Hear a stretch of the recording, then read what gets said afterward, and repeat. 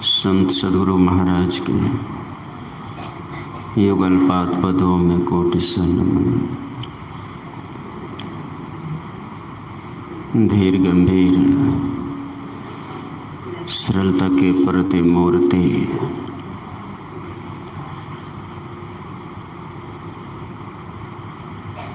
संत मत के वर्तमान कृति ध्वज निज आवास में विराजमान पूज्यपाद वर्तमानाचार्य महर्षि हरिनंदन परमहंस जी महाराज के युगल पाद पदों में कोटि सा नमन।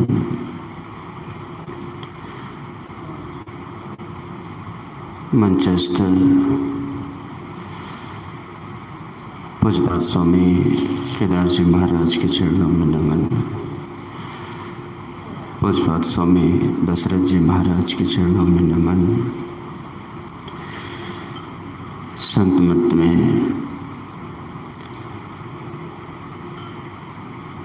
प्रकांड विद्वान युवा सन्यासी, संत मत के कीर्ति ध्वज को देश एवं विदेशों में फहराने वाले पूज्यपाद स्वामी सत्य प्रकाश जी महाराज नमन करता हूँ। चलता फिरता तीर्थराज मुद मंगल साधु समाज के युगल श्री चरणों में सम्माननीय साधक वृंद, सज्जन वृंद, धर्मशिला माताओं एवं भक्तिमती बहनों, सबों के अंतःकरण में विराजमान प्रभु के अंश को प्रणाम निवेदित करता हूँ।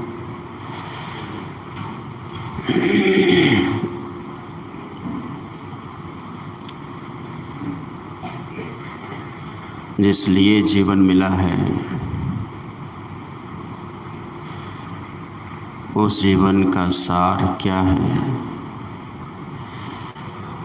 आज का प्रतिपाद्य विषय में चर्चित जो विषय है वो बिल्कुल यथार्थ है।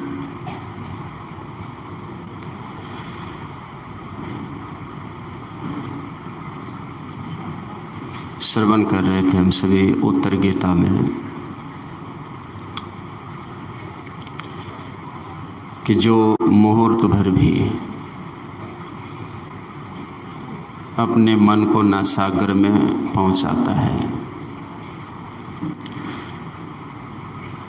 गीता के टीकाकार में आप पाएंगे, गीता में लिखा कि नासागर, आजकल के गीताकार के टीकाकार, गीता के टीकाकार लिखते हैं कि नासाग्र नाक के आगे वाले भाग को कहा जाता है।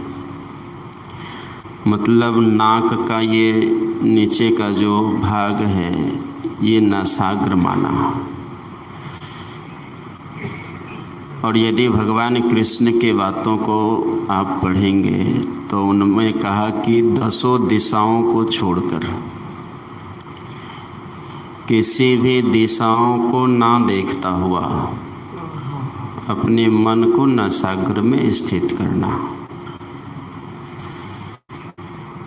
तो यदि हम नाक के नीचे वाले भाग को देखेंगे, यदि नासाग्र हम इसे कहते हैं तो स्वाभाविक है दिशा बनती है, तो ये फिर अनुचित है। नासाग्र दोनों आँखों के बीच में, दोनों भौहों के बीच में जो स्थान है, इसी स्थान को नासाग्र कहा। और भगवान शिव ने इसी स्थान को बनारस, वाराणसी और काशी कह दिया है। का जो इस वाराणसी में मुहूर्त भर भी अपने को पहुंचाता है वो पापों से मुक्त हो जाता है। और गुरु महाराज कहते हैं कि जो इस संगम में अपने को स्थित करते हैं वो सब पापों से मुक्त हो जाता है। प्रयागराज में भी है ना संगम, उस प्रयागराज में बहुत सारे मछुआरे भी होते हैं। संगम पर ही नाव लगा करके वहाँ तंबाकू भी खाते हैं, नशाओं का सेवन करते हैं। यदि हम बाहर स्थूल प्रयागराज की बात करें कि वहाँ स्नान करने से पाप मिट जाता है, तो ये यथार्थ नहीं दिखता है, संशय होता है।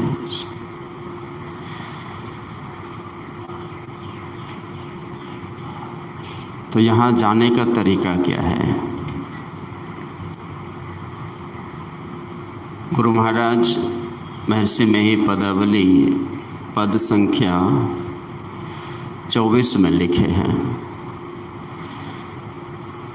कि प्रकाश मंडल पद तुम्हारे, मैं पड़ा तमकूप में, अब त्राहि त्राहि पुकार करूं, गुरु ले चढ़ो दिव्य रूप में। तिल राह से जो उठन कहूँ, आप जो इस तिल रास्ता से उठने की बात करते हैं, सो राह मोहि दिखत नहीं। गुरुदेव विनती करते हैं कि सदगुरु बाबा देवी साहब से कि आप जो तिल रास्ता से उठने के लिए आज्ञा देते हैं वो रास्ता दिखता नहीं है।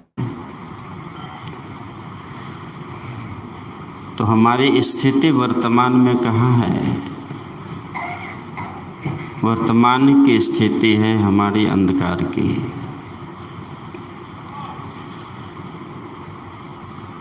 और रास्ता बड़ी कठिन है। अपने आप को दोनों आँखों के बीच में स्थित कर देना, अर्थात सद्गुरु महाराज के चरणों में एकाग्र मन से स्थित होना, यह है नसाग्र। क्योंकि मैंने पहले भी कहा था, सद्गुरु बाहर की चीज़ नहीं है, सद्गुरु अंदर की चीज़ है।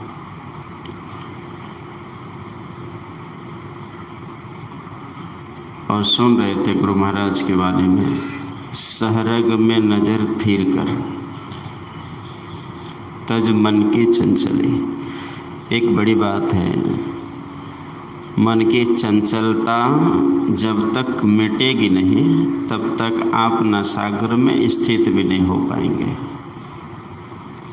मन यदि चंचल रहा तो स्थिरता नहीं आएगी।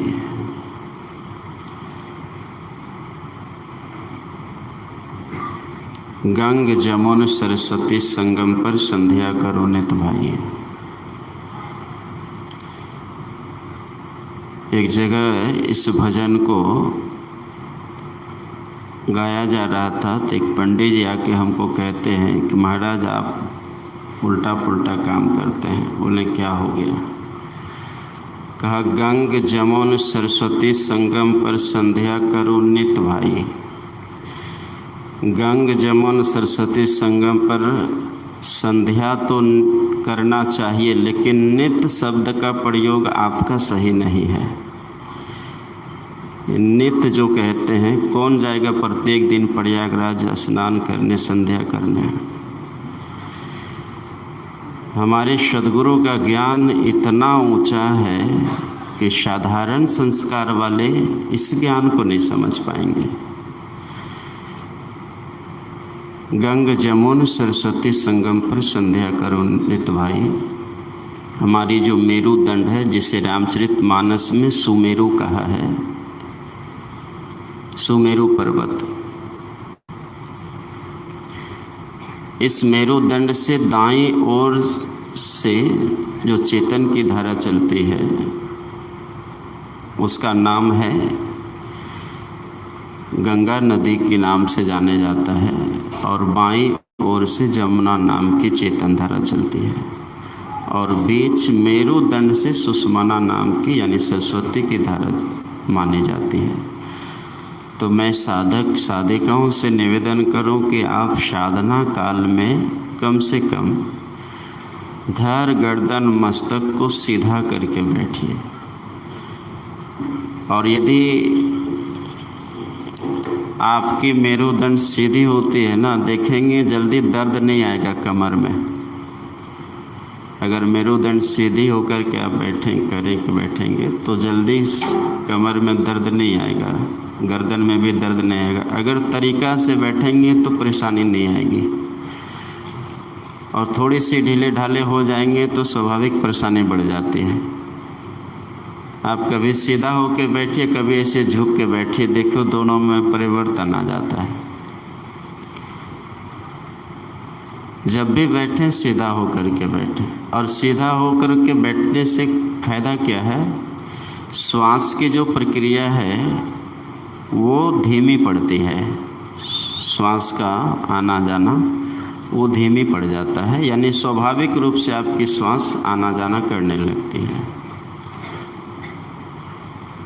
तो गुरु महाराज कहते हैं कि दृष्टि युगल कर अंगुल द्वादश पर दृढ़ थिर धरो ठहराई, प्राण स्पंदन बंद हो जाई, मनहु तजई चंचलाई। इस पद में भी मन की चंचलता को समाप्त करने की विधि, और नौकते सफ़ेद सन्मुख झलके झला झली, सहरग में नज़र थिर कर तज मन की चंचली। मन की चंचलता का निवारण यहाँ भी है। तो साधक को प्रारंभ में करना क्या चाहिए, पहले तो शुद्ध भाव से बैठें, सबसे पहली प्रक्रिया है शुद्ध भाव से और सहज भाव से। सहज भाव से बैठने के बाद जो मंत्र मिला है, मंत्र का जाप मैं फिर से दोहरा दूँ इस बात को, याददाश्त के लिए, जानकारी के लिए। आपने सुनी है इस बातों को। सहज भाव में बैठ करके बायां पैर नीचे दायां ऊपर, बायां हाथ नीचे दायां हाथ ऊपर गोद में, और धड़ गर्दन मस्तक को सीधा करके, गुरु महाराज कहते हैं धड़ गड़ मस्तक सीध साधी आसन आसीना, बैठ के चखु मुखु मुनि इष्ट मानस जप ध्याना, प्रेम नेम सो करत करत मन शुद्ध हो। इस क्रिया को यदि प्रेम नेम से कोई करते हैं तो मन की शुद्धि होती है, और मन यदि शुद्ध होता है तो स्वाभाविक चंचलता मिटेगी, और चंचलता मिटना ही स्वर्ग, मतलब नासाग्र में स्थित होना। चंचलता मिटते ही नासाग्र में आप अपने को पाएंगे। धड़ गड़ मस्तक सीध साधे आसन आसना। इसी बात को गुरु महाराज सत्संग योग भाग 4 पारा संख्या 90 से 92 तक में बैठने की कला और ध्यान कब कब करना चाहिए, ये चीज़ की क्रिया को बताए हैं। उसमें भी लिखा पारा संख्या 91 में कि धड़ गर्दन मस्तक को सीधा करके किसी एक आसन से देर तक बैठने का अभ्यास साधक को अवश्य ही करना चाहिए। ढेर देर तक बैठे बिना ध्यानाभ्यास में सफलता नहीं मिल सकती है। हमारे हठ योग पर दीपिका लिखता है कि जो साधक 3 घंटा 35 मिनट बैठने की क्षमता नहीं है, उन्हें दीक्षा नहीं मिलेगी। अभी तो वो नहीं है, पहले इस प्रकार की बंधन था कि 3.5 घंटा एक आसन से बैठे बिना हठ योगियों का मानना है कि चक्र पर अपने को केंद्रित आप नहीं कर सकते हैं, क्योंकि उसकी यात्रा मूलाधार चक्र से शुरू होती है, गुदा चक्र से, और वो सहस्त्रार तक पहुंचता है, सहस्त्रदल कमल, उसके बाद यात्रा बंद हो जाती है। तो गुरु महाराज कहते हैं एक आसन से देर तक बैठने का अभ्यास। किस तरह से, तो धड़ गर्दन मस्तक को सीधा करके। इससे लाभ क्या है कि आपकी जो चेतन की धार पूरी शरीर में फैली है, वो धीरे धीरे सिमटने लगता है और वर्णात्मक जप को आप सहारा बनाते हैं। मन की एकाग्रता होती है। मानस ध्यान में आपकी दृष्टि की एकाग्रता और दृष्टि साधन में दृष्टि की परिपक्वता मानी जाती है। जब तक हम इस क्रिया को नहीं करेंगे तब तक नहीं होगा। तो मैं बता रहा था बैठने की तरीका। इस तरह सहज भाव से बैठें, पूरा रिलैक्स हो करके। माइंड में कोई तनाव नहीं, कोई चिंतन नहीं, कुछ भी नहीं। शांत भाव से एकांत में धड़ गर्दन मस्तक को सीधा करके और जपने की तरीका जो आप कल से सुन रहे हैं, परसों से, कि सामने में अंधकार को ख्याल करते हुए, देखते हुए मंत्र का जाप और शुद्ध भाव से जपने की तरीका। हे राम हे राम हे राम।